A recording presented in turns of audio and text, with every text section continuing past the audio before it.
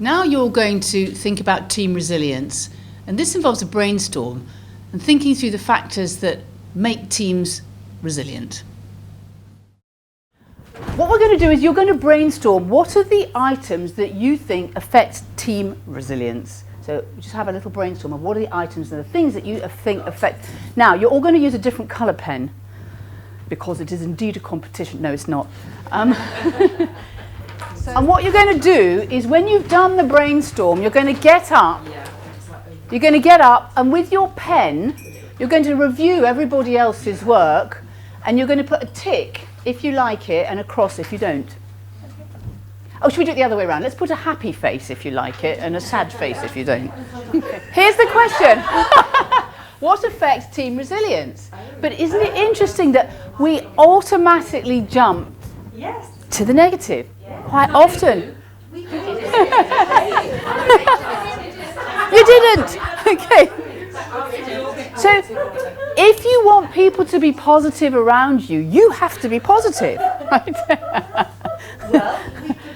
I just wrote down here a quote from Carol Kaufman after you re-examined your work about following the energy and not the veil of tears.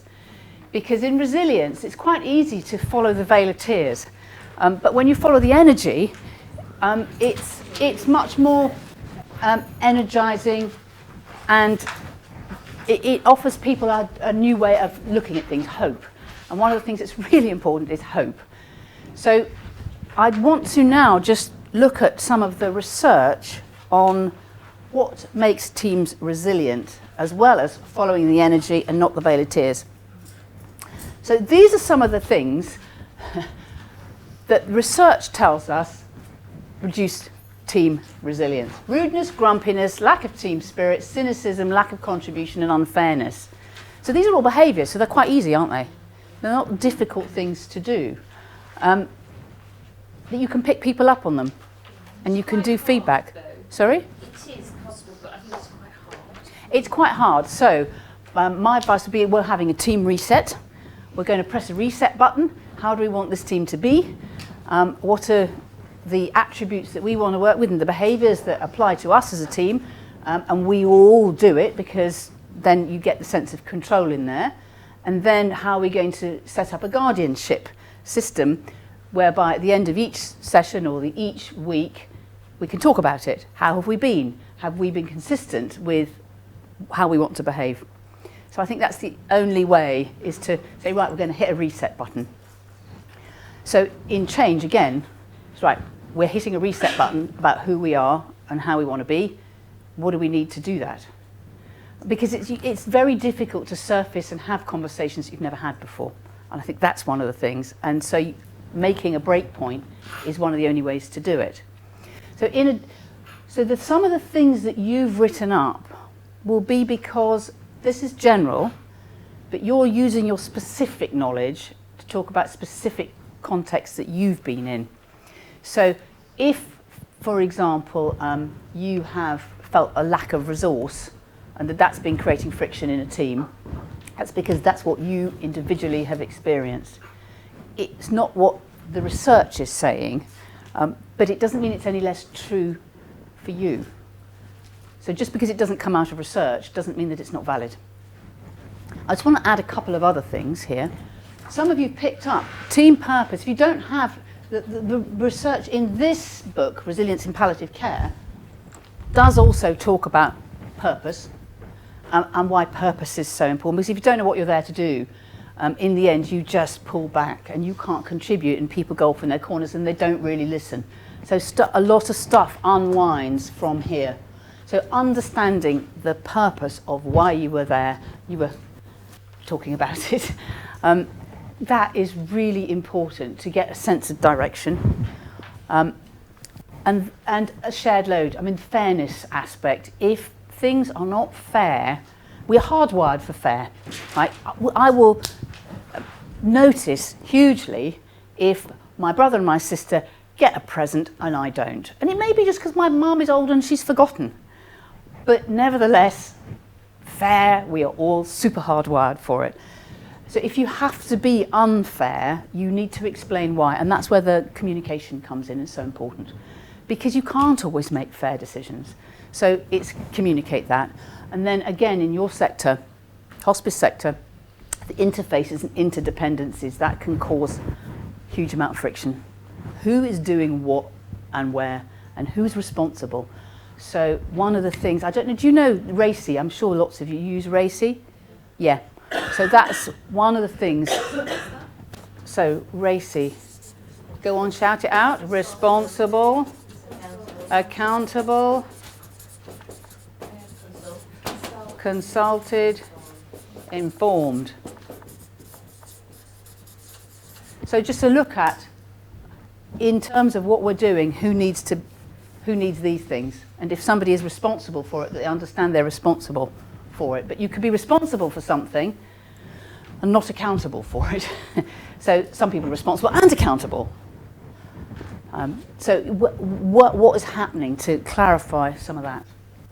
Because there's some really interesting research from a woman called Amy Resniewski. Please don't ask me to spell her name in front of the camera. Please spell her name in front of Tell you what, you look her up in the back of the book and then you can tell me how to spell her name. So she did research in a care setting on jobs, careers and callings. And have any of you read her stuff? No. Okay, it's really good stuff. She was looking at, in a care setting, people who walk into wards and when somebody's in a coma, they actually talk to them. They're there to clean, but they talk to them, they move their pictures around, they might touch them, and they behave differently. They're not just doing a cleaning job. So she was looking at why that happened. She was quite young when she did this research, and she came to the conclusion that people, it doesn't matter what level you're at, it's a job, it's a career, or it's a calling. So in your teams, you will find, just as you said, people who turn up for the 9 to 5, they've got a job. Right, people who've got a career, they're there for the status. So they're there for the money, the job. It's 9 to 5, give me the money, I'm going to go home. Career, it's status and money. But a calling, you do whatever, and you would probably do it even if you weren't paid, just because you love it. So if someone was to take money away from you, that wouldn't be a happy-making experience, but you do it anyway. Okay, so you've got the love and the passion there. So it's not about these things. So the difficult thing is, when you have a calling and things don't happen for you, that can be a real route to burnout, because you feel the frustration more. Whereas if you're here and here, it's, oh, all right, okay, fine, let it go. So that is one of the things to watch out for, is to think, if you have a calling, you're drawn towards doing, the doing and the giving.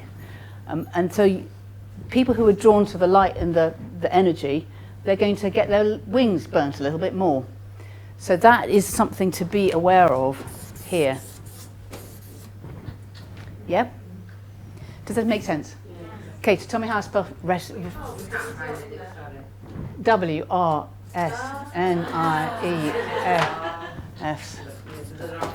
Amy Resniewski. W-R-Z. W-R-Z. W-R-Z-E-S-N. I-E-W-S-K-I. Well, I got some of it right. It's in the book. Resniewski. So jobs, careers and callings. And so, you know, your teams will be made up of different people, and it's just about recognizing who they are and therefore what they bring. Okay, so here are my top tips for team resilience.